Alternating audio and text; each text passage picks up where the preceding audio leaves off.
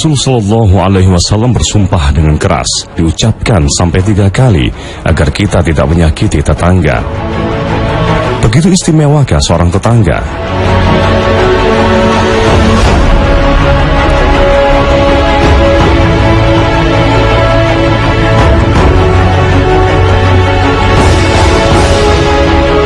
Selain kemuliaan tiada tara yang diraih seorang yang syahid, khazanah pagi ini juga akan menyajikan kedahsyatan amalan yang sangat ringan, namun dampaknya sangat besar.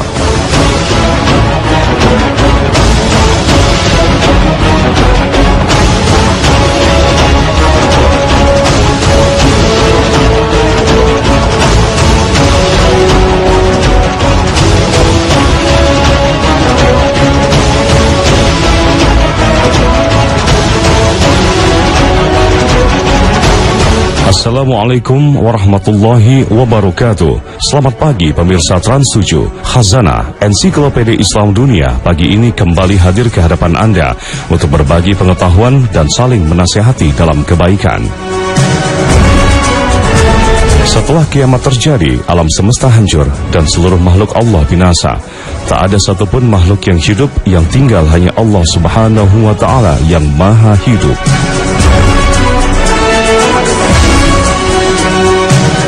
Setelah itulah Allah bangkitkan seluruh manusia dalam situasi yang sangat mencekam. Semua digiring ke sebuah tempat dengan cara yang berbeda-beda sesuai amalan manusia. Semua orang tak ada yang bisa menolong orang lain kecuali dirinya sendiri. Matahari didekatkan hingga sejengkal di atas kepala. Tentu panasnya tak terkira. Sementara tak ada yang dapat menolong kecuali Allah Subhanahu wa Ta'ala. Inilah perjalanan awal menuju keabadian, syurga dan neraka. Proses perjalanan yang sangat berliku sesuai amalan masing-masing. Namun Allah Subhanahu wa Ta'ala memberikan keistimewaan pada Nabi kita Muhammad sallallahu alaihi wasallam untuk memberikan syafaat kepada umatnya. Lalu bagaimana Rasulullah sallallahu alaihi wasallam memberikan syafaat? Ibnu Hajar Al-Asqalani menjelaskan, Rasulullah memberikan syafaat kepada manusia pada hari kiamat dengan memberikan ketenangan pada waktu mereka dalam ketakutan. Rasul juga memberikan syafaat dengan memohon keringanan azab untuk sebagian orang-orang kafir, sebagaimana terjadi pada diri paman beliau Abu Thalib. Rasul juga memberikan syafaatnya dengan memohon kepada Allah untuk mengeluarkan sebagian orang mukmin dari siksa api neraka, atau memohonkan mereka untuk tidak dimasukkan ke dalam api neraka setelah ditetapkan bahwa mereka akan masuk neraka. Rasul juga dapat memberikan syafaat bagi seseorang untuk masuk syurga tanpa melalui proses perhitungan hisab, atau dengan mengangkat derajat sebagian mereka untuk bisa tinggal dalam syurga yang lebih tinggi. Salah satu amalan yang bisa mendapatkan syafaat Nabi Shallallahu Alaihi Wasallam adalah amalan yang sangat ringan tapi sangat berat dampaknya, yaitu membaca sholawat. Rasul Shallallahu Alaihi Wasallam sendiri yang menjamin akan memberikan syafaat itu dalam sabdanya, barang siapa bersalawat kepadaku atau meminta agar aku mendapatkan wasilah, maka dia berhak mendapatkan syafaatku pada hari kiamat nanti. Bukankah ini kemudahan yang amat besar diberikan Allah Subhanahu wa Ta'ala pada umat Muhammad Sallallahu Alaihi Wasallam? Begitu dahsyatnya ucapan salawat. Kita umat Rasulullah Sallallahu Alaihi Wasallam diperintahkan untuk senantiasa bersolawat kepada beliau. Bahkan perintah ini datang setelah Allah Ta'ala memberitahu bahwa dia telah bersolawat kepada Nabi Muhammad Sallallahu Alaihi Wasallam. Sesungguhnya Allah dan malaikat-malaikatnya bersolawat untuk Nabi. Hai orang-orang yang beriman, bersolawatlah kamu untuk Nabi dan ucapkanlah salam penghormatan kepadanya. Al-Quran Surah Al-Ahzab ayat 56. Salawat dari kita artinya doa, sedangkan salawat malaikat adalah istighfar atau memohon ampunan, sedangkan salawat dari Allah adalah limpahan rahmat. Mengucapkan salawat yang tampak ringan ternyata tak sesederhana itu, karena salawat dapat menjadi pelebur dosa, sebagaimana yang disampaikan Rasulullah dalam hadisnya. Telah datang kepadaku malaikat dan ia mengatakan, barang siapa dari umatmu bersolawat untukmu 1 kali, maka aku tuliskan baginya 10 kebaikan, dan aku hapus darinya 10 keburukan, diangkat baginya 10 derajat, dan dijawab baginya seperti yang ia ucapkan. Hadis riwayat Ahmad. Maka ketika disebut nama Nabi SAW, kita dianjurkan untuk bersolawat kepadanya. Oleh karenanya, Nabi menyebut orang yang tidak mau mengucapkan solawat ketika disebut nama beliau adalah orang-orang yang kikir. Orang yang pelit adalah orang yang disebut namaku tapi ia tidak bersolawat kepadaku. Hadis riwayat Nasa'i, Tirmidzi, dan lainnya. Salah satu waktu yang paling dianjurkan dalam mengucapkan solawat ini adalah hari Jumat. Perbanyaklah solawat kepadaku pada siang dan malam hari Jumat. Barang siapa bersolawat kepadaku 1 kali, maka Allah akan bersolawat 10 kali lipat kepadanya. Hadis riwayat Baihaqi. Maka kita harus memperbanyak solawat pada Nabi SAW di hari Jumat. Begitu istimewakah hari Jumat untuk membaca solawat.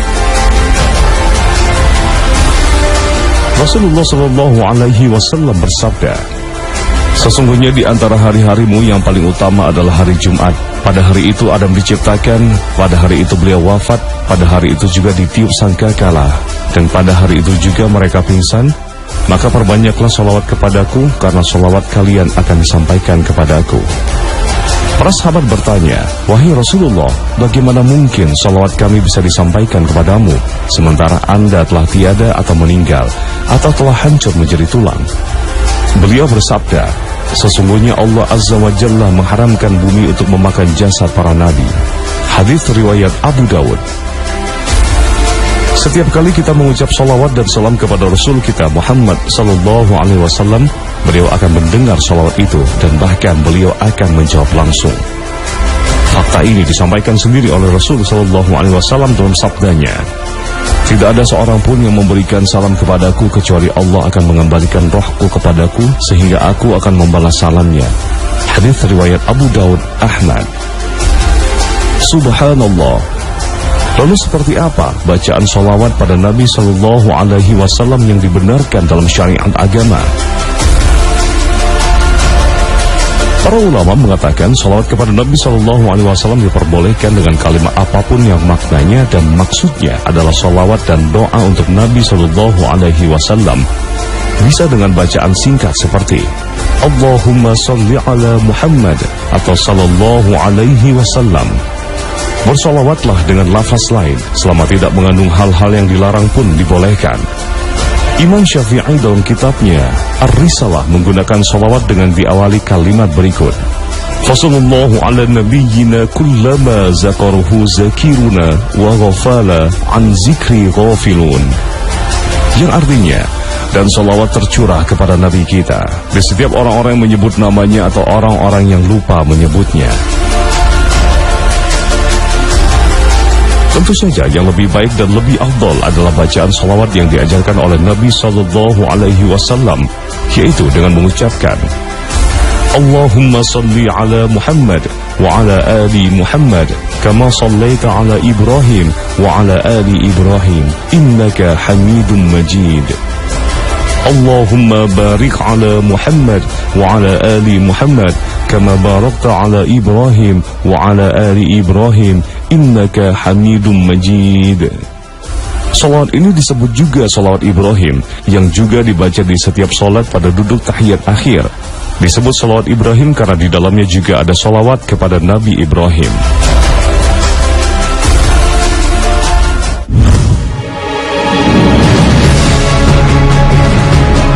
Pemirsa Khazanah, tahukah Anda apa yang diperoleh orang yang mati syahid? Seorang yang mati syahid memiliki kemuliaan dan kelebihan yang tidak dimiliki orang lain.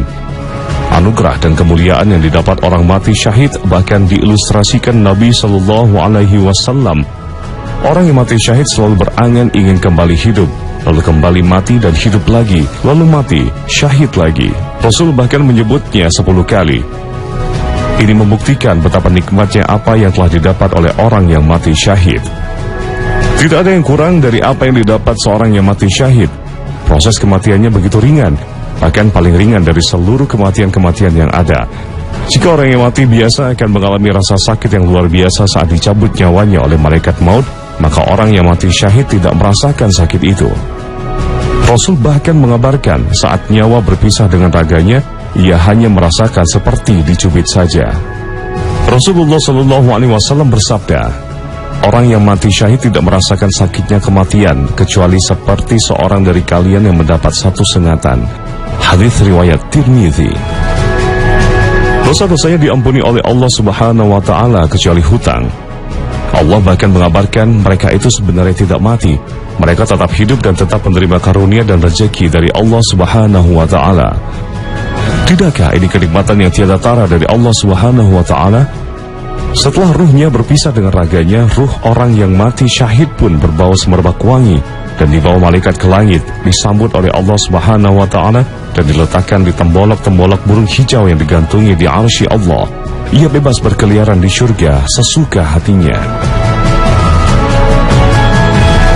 Bahkan kelak ketika hari kiamat terjadi, saat malaikat Israfil meniup sangkakala yang suaranya mengejutkan seluruh makhluk Allah di jagat Allah, orang-orang yang mati syahid tidaklah merasakan kejutan hingga tersungkur. Mereka tetap tenang, tak merasakan apapun.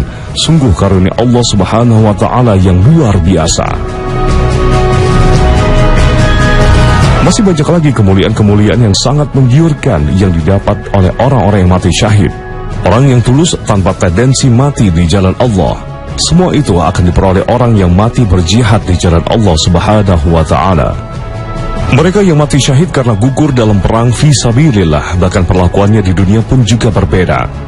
Sebelum dikubur mereka tidak perlu dikafani, cukuplah mereka dikubur dengan pakaian saat ia gugur. Karena kelak di akhirat ia akan dibangkitkan dalam kondisi darah masih mengalir yang menebarkan bau wangi. Inilah jenis mati syahid yang paling mulia dan paling tinggi derajatnya, yang disebut dengan syahid dunia dan akhirat. Selama mereka gugur di peperangan dalam keadaan ikhlas, sabar, dan bukan melarikan diri dari peperangan.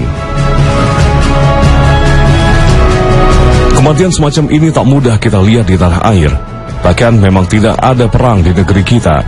Tapi kemuliaan ini banyak diperoleh para pejuang tanah air yang gugur di medan perang saat mempertahankan negeri dari penjajahan.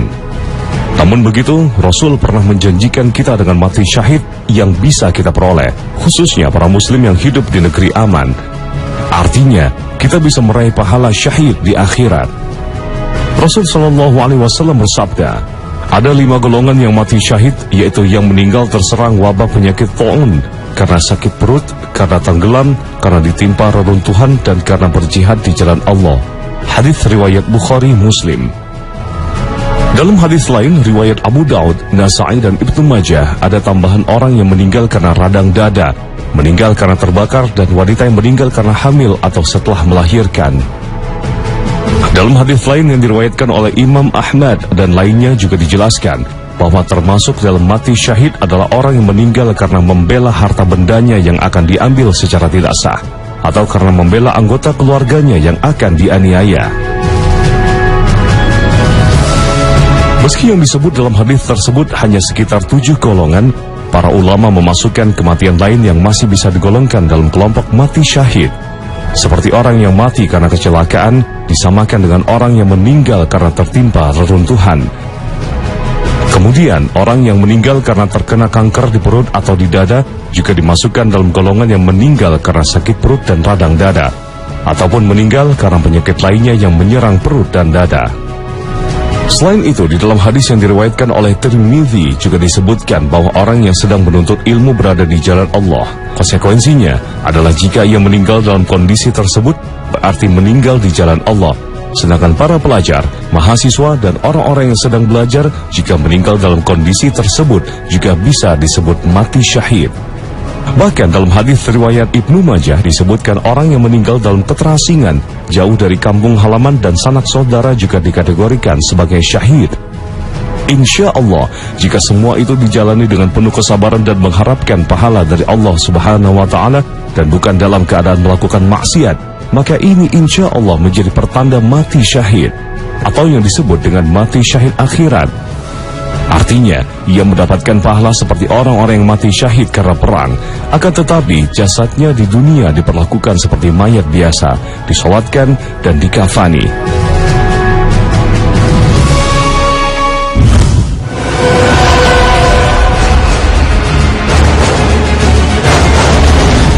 Pemirsa Hasanah, suatu ketika Rasulullah SAW bersumpah hingga 3 kali.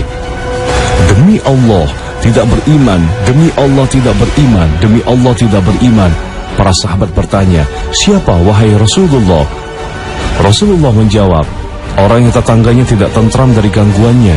Hadis riwayat Bukhari dan Muslim. Perhatikanlah ucapan Nabi ini. Perintah agar tidak menyakiti tetangga diawali dengan sumpah.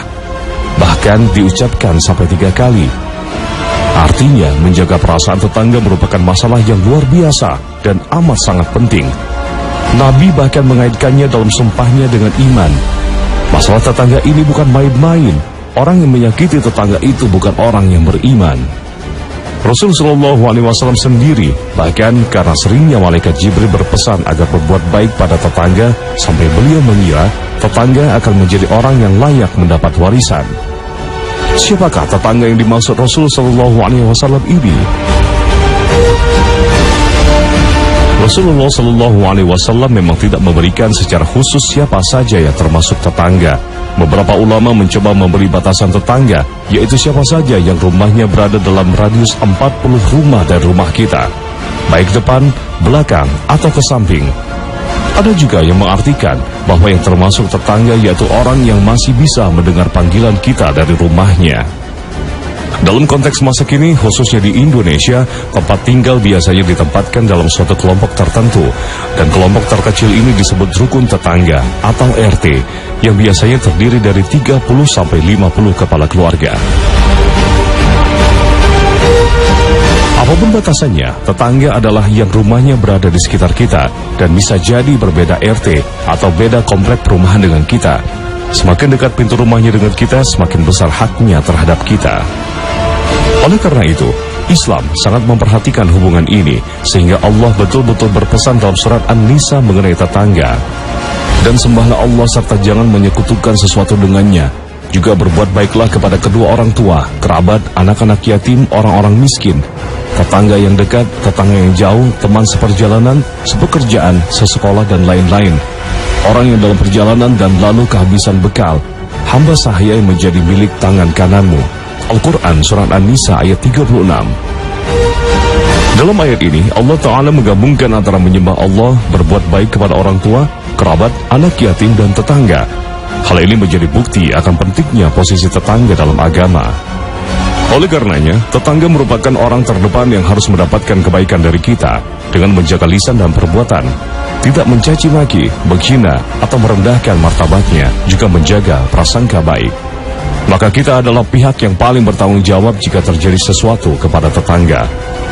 Rasulullah SAW bersabda, seseorang yang beriman tidak akan kekenyangan sedangkan tetangganya dalam keadaan lapar. Hadis riwayat Bukhari. Dalam aktivitas sehari-hari tidak bisa dilepaskan dari peran tetangga. Dari sekadar bertegur sapa dan bertukar obrolan, sampai urusan pinjam meminjam barang. Maka berbagi dengan tetangga merupakan bagian dari hak tetangga yang tidak boleh diabaikan. Berbagi ini dapat diwujudkan dalam bentuk apapun, termasuk dari hal yang kita anggap remeh. Pentingnya berbagi dengan tetangga inilah yang dipesankan Nabi kepada sahabatnya, Abu Zar Al-Ghifari. Hai Abu Zar, jika engkau memasak kuah, maka perbanyaklah kuahnya dan berbagilah dengan tetangga. Hadis riwayat Muslim. Tak hanya saling memberi manfaat, tapi menjaga perasaan tetangga sangatlah diperhatikan Nabi SAW. Jangan sampai ucapan kita mengganggu dan menyakiti tetangga. Kenyamanan dan keamanan tetangga kita merupakan jaminan kesempurnaan iman kita. Siapa saja yang beriman kepada Allah dan hari akhir, maka hendaknya dia memuliakan tetangganya. Hadis riwayat Bukhari. Mungkin kita perlu berpikir ulang untuk melakukan hal yang terlihat sepele, seperti menyetel musik dengan volume tinggi, atau menyalakan motor atau mobil dengan suara knalpot yang memekakkan telinga, atau mungkin hewan peliharaan kita. Karena bisa jadi perbuatan tersebut berpotensi mengganggu kenyamanan tetangga kita. Oleh sebab itu, kita pun harus bersabar jika ada gangguan-gangguan yang mengurangi kenyamanan kita yang datang dari tetangga. Memang dalam bertetangga ada hak dan ada kewajiban. Tapi dalam prakteknya, Islam justru menganjurkan kita agar lebih banyak mengalah kepada tetangga. Selama hal tersebut tidak menyangkut dengan hal yang prinsip dalam Islam, maka bersabar adalah pilihan yang paling baik. Rasulullah SAW bersabda, janganlah seseorang tetangga itu melarang tetangganya yang lain untuk menancapkan kayu di dindingnya untuk pengukuh atap atau keperluan lainnya. Hadis riwayat Bukhari. Ada sebuah kisah menarik yang diceritakan oleh Imam Al-Ghazali dalam kitabnya Ihya Ulumuddin. Bahkan ada seseorang yang mengeluh akan banyaknya tikus di rumahnya. Kemudian orang tersebut diberi saran agar memelihara kucing, sehingga tikus-tikus tidak berani mendekati rumahnya. Tapi ia enggan dan mengatakan, jika tikus-tikus yang berkeliaran di rumahnya itu mendengar suara kucing, aku khawatir tikus-tikus itu akan lari ke rumah tetangga. Maka sama saja artinya aku menyakiti tetanggaku. Subhanallah. Sikap semacam ini memang tidaklah mudah. Maka jika kita mampu menegakkan hak-hak tetangga kita, balasannya pun tidak sembarangan. Nabi SAW menyebutkan bahwa ada 3 golongan yang dicintai Allah. Kemudian beliau menyebut salah satunya adalah laki-laki yang memiliki tetangga yang menyakitinya. Kemudian ia bersabar menghadapi gangguan hingga ajal memisahkan mereka. Hadis riwayat Ahmad.